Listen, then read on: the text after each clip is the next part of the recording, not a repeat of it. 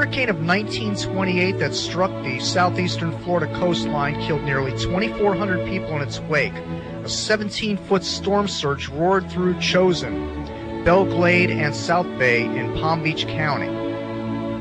Robert Mykle is a journalist for the Cape Cod Times and the Palm Beach Post. Robert Mykle, thank you for being with me this evening. It's my pleasure, Jim. Now, there were a lot of people in this book, a lot of characters in this book. We have the Henry Martin family, Bessie May, Annie Mae, the Wells family, the Shive family, the Boots family, and the Lee family. These people all had a very hard living and existence in and around Lake Okeechobee before the hurricane struck.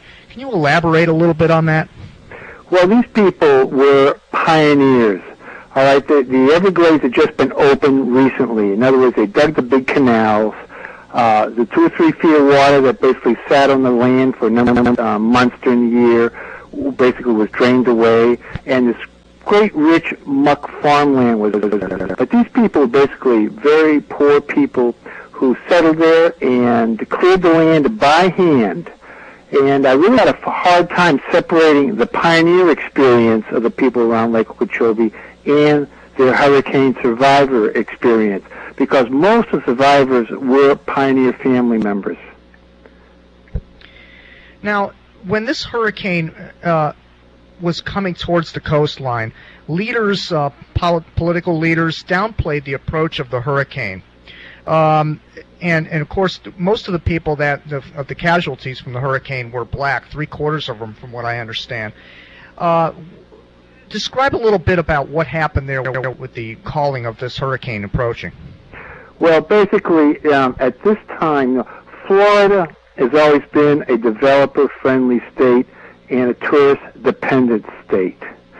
And they didn't like to call a hurricane because that scared people. And it wasn't just before the hurricane. After the hurricane, they downplayed it. This is called the Forgotten Storm, and there was a conspiracy, and I'll go into that a little bit later. But before the storm, they would give hurricanes various euphemisms. They would call them tropical storms, even though they were hurricane-strength storms. They would also call them West Indian hurricanes. Now, of course, someone living in Florida hearing West Indian hurricane sounds like something forming on the other side of the world.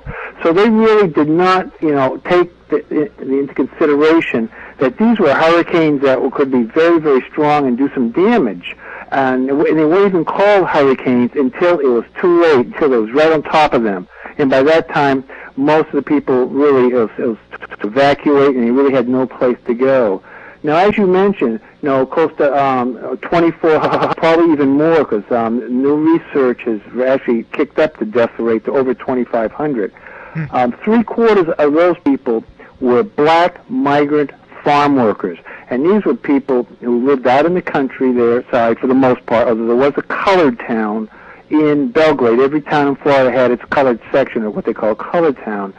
But the majority of these black migrant farm workers, they lived out in the country in tar paper shacks, and when the storm came, there was nothing to protect them. So they weren't even notified about this? Actually, there was notification. If you read the Palm Beach Post, actually, 12 days before, there's actually a little article down at the bottom of the front page on the weather section there. And it said, a West Indian hurricane forming off of Guadalupe. It was there. Of course, the storm came, hit Guadalupe, killed a couple hundred people there, then jumped into the warm waters of the Caribbean.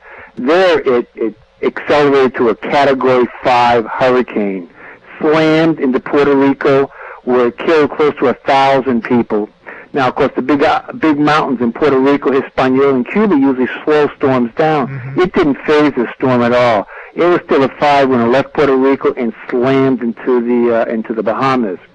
Now, in those days, the Weather Bureau had what they call weather watchers on the islands, and these were people who radioed in the weather conditions, the barometric pressure, wind direction, etc., etc. So they knew a storm was coming because they were radioing things in. But the storm blew all the tower down. So when the storm left, the weather watchers had no way of informing the Weather Bureau of the intensity of the storm or where they thought it was going. For a number of the Bureau had actually lost this hurricane. Wow. So they basically were going about their normal lives when this hurricane was approaching? For the most part, you know, there was stories, but even the last day, Saturday, the hurricane happened Sunday night. It came ashore on Palm Beach at 6 o'clock. In the papers and the radio stations, especially the radio stations, were very irresponsible. They were saying, listen to this, they were saying in the same breath, the hurricane was going to veer north up the Atlantic, and next they were saying it's going to, it might go south over the Keys. Now, anybody in the right mind knows that's quite a variety there. It could hit anywhere. So they really had no idea where it was going. But there's a lot of conflicting information coming in about the storm. Well, we've come a long way, haven't we? Thank goodness we have. Yes. If people listen to the warnings out there, they probably would not have to really suffer like these people did. Mm-hmm. Now, you've interviewed many of the people that are in this story, in this book, which had to be a fascinating experience, considering it's probably the last survivors of the furthest back hurricane of people that would be alive today. Of course, the 1900 hurricane that killed over, I think it was 6,000 or 8,000 people. None of those people are alive today. So you've had the last chance to talk to survivors of the last major catastrophe hurricane that hit this country. One of those people was Artie Peterson, who was one of the black workers around Lake Okeechobee. Has he held a grudge about how this was all handled? You know, I interviewed 40 survivors, and these are all people in their 80s and 90s. And like I like to say is that these are these people are a unique window on a unique period of Floridian and American history that was rapidly closing. Of those 40 interviewed, over 18 have passed away. Now, Artie Peterson is still alive. Now, he was a young boy. He was about 12 years old, if I remember correctly. And his family lived out in the country, but they had moved in to Belgrade, two colored towns, so they were actually in town. Now, when the storm began, he and his family had to fight the winds down the street, going to a whites-only hotel. They had never stepped inside this hotel in their entire lives. But no one was denied because of race or anything else. No one was denied succor and during this storm. The blacks and whites, they all piled in together. So he was allowed with the other boys up on the second floor of this hotel, the Glades Hotel.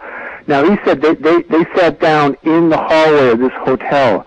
And he said they could not lean against the walls because the walls vibrated so badly that, they just could not lean against them. They had to lean forward. And all the children were up there. Of course, when the storm surge broke over the lake, all the adults went running upstairs, and everybody just kind of hung upstairs and hoped that the hotel would hold. And it did. That hotel was the only building that survived intact in Belgrade. Is there some sort of a memorial there set up at Lake Okeechobee for this? Well, there is. There's one near the library and the Lawrence Will Museum.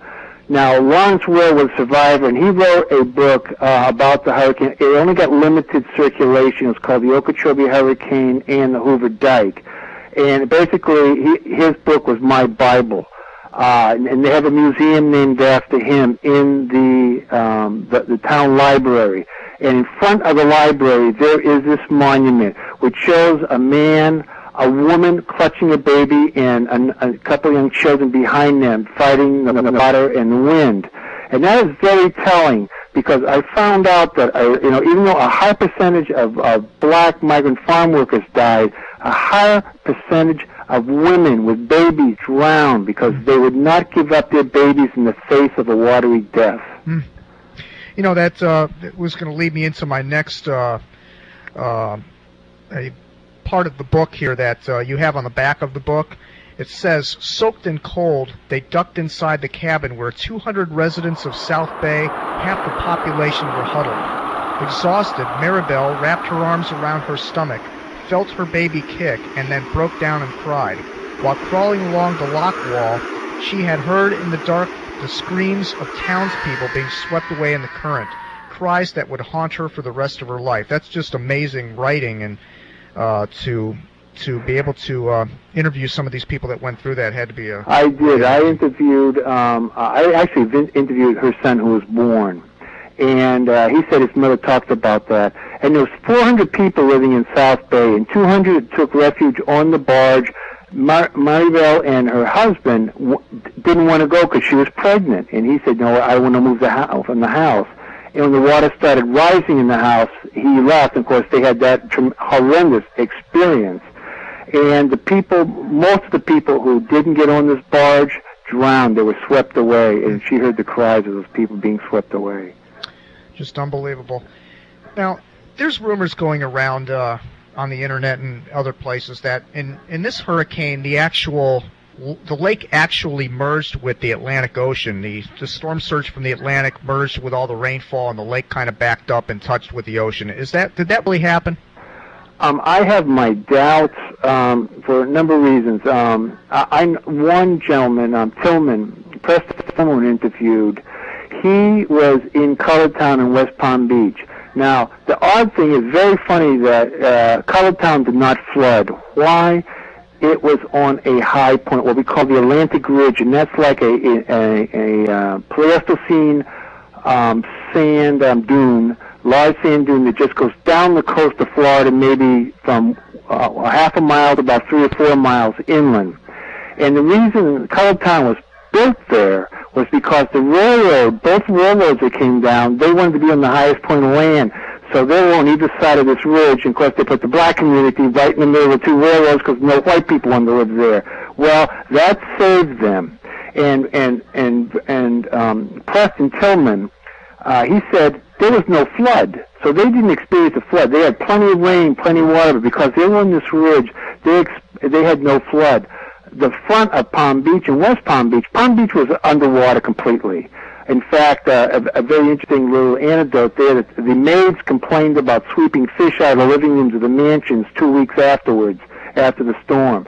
So Palm Beach was all underwater, and the storm surge crashed over Lake Worth, which is a saltwater intercoastal waterway, and crashed over into West Palm. But of course, it lost a lot of its steam on the barrier island, and crashed maybe 2 or 3 blocks up into West Palm Beach and all the other areas along the Atlantic.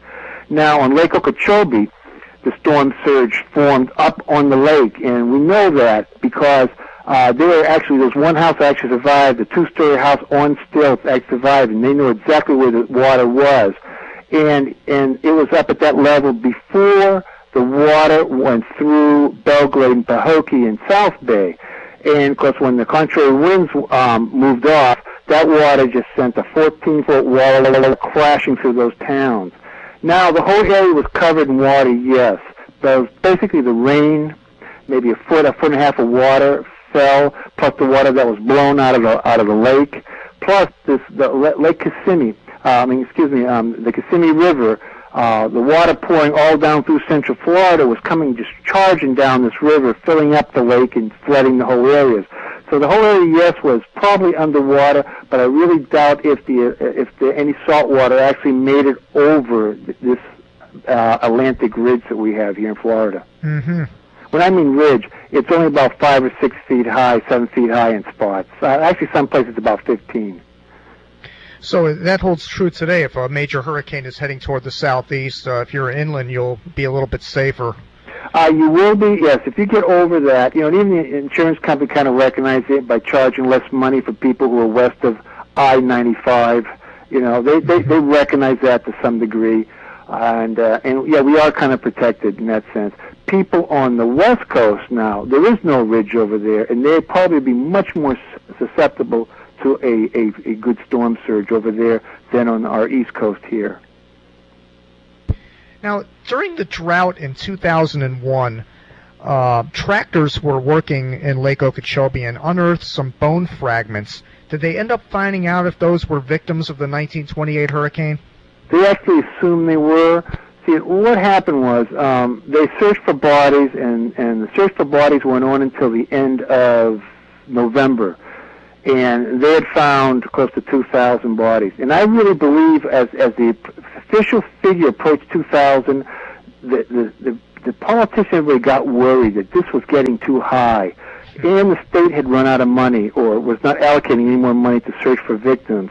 Plus, people wanted to get back to work. Let's face it. Looking for bodies or planting beans is there's a little difference there. So they basically stopped looking for any bodies after that and started planting beans and things that they planted in those days. However, for years and years afterwards, farmers would plow up bodies, and it was very, very common for a farmer to say, "I plowed up someone's bones today." In fact, one of the kids I interviewed was Bobby Martin, and he said they would find skulls and they would sit there and kick them around the yard. He says, "We were just kids. We didn't know any better." And so they found bodies over and over. So this just goes to show the undercounting of the victims of this storm. And like you said, when the drought happened, the land in the Everglades, the muck, actually starts settling because the water's not there to support it. And the plows, the sugarcane plows, they were plowing deeper than normal, and they did plow up these bones, and they're pretty sure they were victims. The bones were the victim, at least one victim of the hurricane of 1928. So, now, as I said, they downplayed this storm afterwards also. There was a conspiracy. And I don't mean a JFK-type conspiracy, Jim. I mean a conspiracy of complacency between the politicians, the community leaders, and the media to downplay this storm. Because Florida, as I said before, a capital-friendly state and depends on tourism. Mm-hmm. And hurricanes that kill over 2,000 people are not conducive to either attracting private capital or attracting tourists. That's right. And so they downplayed this storm. And when I first was working on this book, I started asking people, "Gee, I'm interested in the storm in 1928. People say, "Wasn't that the Miami storm?" I go, "No, that's the 26th. I'm interested in the 28th storm." Or they say, "Was that the one that took out the railroad bridge in the Keys?" I say, "No. This storm really, even with native Floridians, not very well known. And it's been called the Forgotten Hurricane." And even today, you go and talk to survivors, they don't call it a hurricane. They refer to this as the 28th storm. Old habits die hard. Interesting. Well, what is the final death toll then, up to this point? Well, there's a journalist for the Palm Beach Post has put the death toll as 2,500, and you could argue 3,000. But it looks like the figure will be changed to probably around 2,500, which makes it, the second greatest disaster in natural disaster in U.S. history. Now, after Robert, the Galveston storm. Your book can be purchased at Amazon and many bookstores. Yeah, just about every bookstore carries it or can be ordered, and Amazon or BarnesandNoble.com will definitely can order it that way. And you can also visit www.killercane.com, and there's pictures of a lot of the events that took place of this hurricane. The hurricane track map is also on there. Some of the pictures and some excerpts from the book are there too. Well, I know the lake has had a levee built since the hurricane, and we don't think that this is ever going to happen again in this area, but what do you see happening if another hurricane of this intensity hits this area? Well, the levee around, there was a small levee around the lake at the time, 1/3 of the lake, but it was just to protect, from windstorms and things like that, small ones, not a hurricane. There's now a 40-foot dike, and it's just a monster dike. However, parts of the dike are leaking, especially the part that was built early, the first part, which is near Clewiston. The Corps of Engineer people are telling me that, there is some leakage there, and they are working on it. Now, there was I think it was called Ida. There was a hurricane that was just borderline hurricane, Category 1 tropical storm that hit right over Lake Okeechobee. And just that storm, let's say winds of only 74, 75, 76 miles an hour, let's say, the level of the lake changed. There was 9 feet difference from one side of the lake to the other with just a small Category 1 storm. So you can imagine, if you get a big one there, what kind of, water buildup would be on one side of the lake. Now, that's not to say anything's going to happen, but this is a cautionary tale. Respect these storms. Respect them tremendously. You've done quite a few public appearances promoting your book. Do you have any more appearances in the future? Well, I keep doing bookstores and libraries, but I am going to be lecturing at the Florida Governor's Hurricane Conference in Tampa in June. I don't have the exact dates here, but that's a pretty big affair. And there's a number of the TV stations in Palm Beach are doing what we call hurricane expos and hurricane fairs. Actually, the hurricane fair almost sounds like, a celebration. Yeah. But I'll be at those events also, talking a bit about the 28 storm and other aspects of hurricanes. Well, Robert, I want to thank you for being with me this evening. This has been very educational. And anybody that wants to learn about the 1928 hurricane, again, you can visit killerkane.com, and you can also find it at amazon.com and in many bookstores. It's called Killer Kane. Robert, thank you for being with us. Jim, it's been my pleasure. Thank you.